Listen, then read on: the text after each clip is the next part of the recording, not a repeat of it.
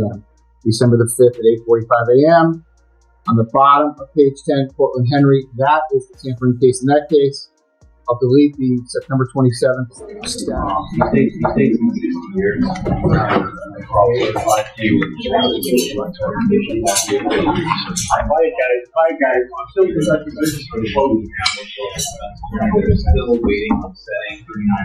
Did you know YNW Melly now has a set release date in sight? According to official records from the Broward County Clerk, a second bond hearing for the rapper has been scheduled for Tuesday, May 6, 2025. His defense attorney, Raven Liberty, is expected to present arguments in favor of granting bond, aiming to secure Melly's release as the case drags on. But the atmosphere inside the courtroom has taken a dramatic turn. Legal insider present during recent proceedings revealed that Judge Murphy, referred to by some online as Judge Fiend due to his no-nonsense approach, appeared visibly frustrated with the prosecution. According to the source, the judge is seriously contemplating a dismissal and is... Vaughn really tell you that Melly told him that he was two friends? He ain't come out and say, like, we got into an argument. And so, if when people can say something without saying it.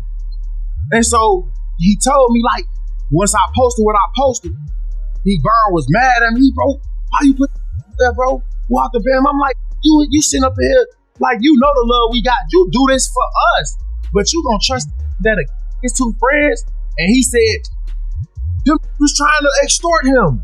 And so I'm like, if they was trying to extort him, then why are you still around him? This was supposed to stay a secret. Something YNW Melly allegedly confided in King Von behind closed doors. But before Von's untimely death, he reportedly shared it with members of O Block. And now that information is surfacing at the O, center of Melly's legal battle. According to sources, YNW is a registered business entity, where Melly and YNW Bortland handled everything from performances and merchandise to brand partnerships and promotions. But internal conflict began to brew when Sackchaser and Juvie allegedly demanded a share of the profit, with the prosecution's story unraveling and motive being... The first thing is I didn't have a farm, so I can't know which farm I'm going to use in order to replicate any of my tests. So I can't make tests for the dissertation because I don't know what to use. Okay. Alongside the financial dispute and internal drama within YNW, Melly's legal team is also bringing forward new evidence they believe proves his innocence. According to court filings, he's saying that someone just shot the car up and was trying to shoot him. So I asked him if he was okay, where he was, and he's like, there's a car coming behind him, like hiding. He was like, there's some, there's some, I think they're still out here or something. So I'm like, are you okay? He's like, I'm okay. I said, well, where are Sack and Juvie? And he said, I don't know if they're in the car. I think they're... While the judge carefully reviewed the evidence supporting YNW Melly's potential release, he also made another key decision, granting Melly's ex-girlfriend, Mariah, her freedom from jail. Following her release, Mariah took to Facebook to express heartfelt gratitude to those who stood by her during her time behind bars. Her post read, "And to my village, a thank you. To my village, I love you all so much. God's plan, not mine." Hamilton is spending her first day at the Broward County Jail. She has no arrest record until now. U.S. Border Patrol agents arrested her at Miami International Airport Monday after she arrived on an international flight. Court records show Hamilton was ordered to testify in Demon's first trial in 2023. The fact that the judge is beginning to grant releases ahead of the official trial is being seen by many as a positive sign for YNW Melly. It signals a potential shift in momentum, one that could work in his favor. In a surprising twist, it was also revealed that Melly must now make an informed decision about who he wants to represent him moving forward. After years of legal back and forth, the weight of the case is... Let me repeat myself. Mr. Devins has to make an informed decision about who he wants as lawyers. He's now been sitting in our jail for 2,159 days. So, how long would you like to be able to make that decision? I can't determine when the investigation will be over. That's up to the Broward Sheriff's Office. But I can, as I said, I'm just asking for, and then I'm asking for at least a day or two. You will decide by tomorrow. I've also reserved all of tomorrow. As the judge absorbed the shocking reality that YNW Melly has been sitting in jail for over 2,100 days, he reportedly couldn't hold back. Turning to the prosecution, he delivered a blunt ultimatum. Give us a reason why he shouldn't be free by tomorrow, or I'm releasing him on bond. That pressure sparked a desperate response. In what many are calling the prosecution's most aggressive move yet, they're now pushing to force YNW Bortland to testify against Melly. To make that happen, prosecutors have submitted new paperwork to try Bortland and Melly together, not separately. Why?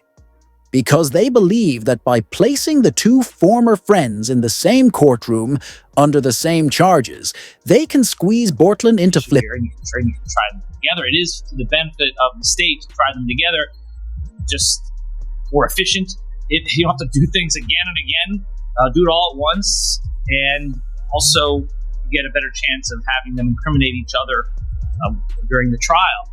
It benefits the defense to sever it. That way they can point the finger at each other and get away with it. So this is what's going on. But I don't think it should be automatically severed because the state is seeking penalty for Melly, because it's only the penalty phase of the trial that would be different, not the guilt phase. The guilt phase is the same. They're both capital crimes. They're seeking the penalty on one, not the other. But that goes into the second part of the trial, the penalty phase, only if Melly is found guilty. It's common sense. If YNW Bortland knows he didn't pull the trigger, there's only so long he can sit silently and risk spending life in prison. The pressure is building, and many believe it's only a matter of time before he starts pointing the finger at Melly to save himself. But here's what most people don't know. Melly's own legal team already tried to shift the blame onto Bortland during the first trial. In subtle but strategic moves, they hinted at Bortland's possible involvement, planting seeds of doubt in the minds of jurors. A tactic that might come back to haunt both sides as the new trial approaches. Those were his lives. Corporal Henry shows up at Memorial Hospital, Miramar.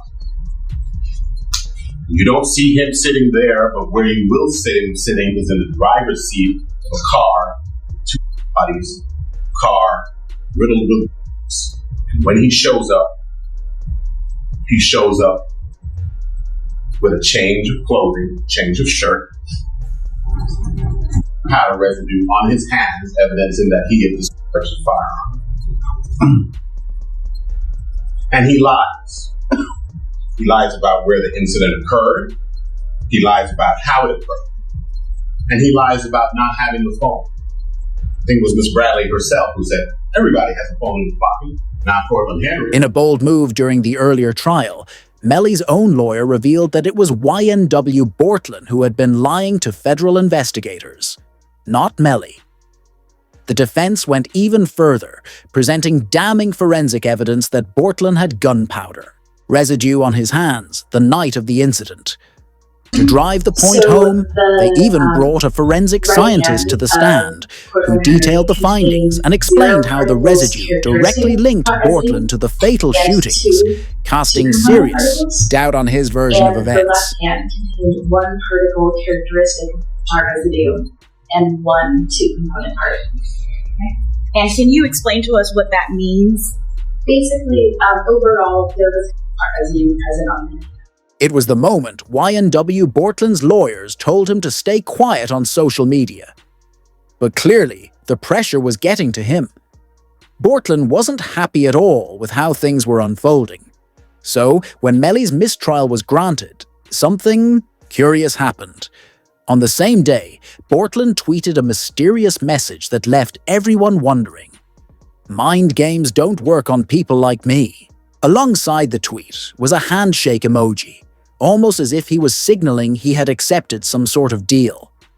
But when you pair this cryptic message with the damning evidence found on Melly's phone,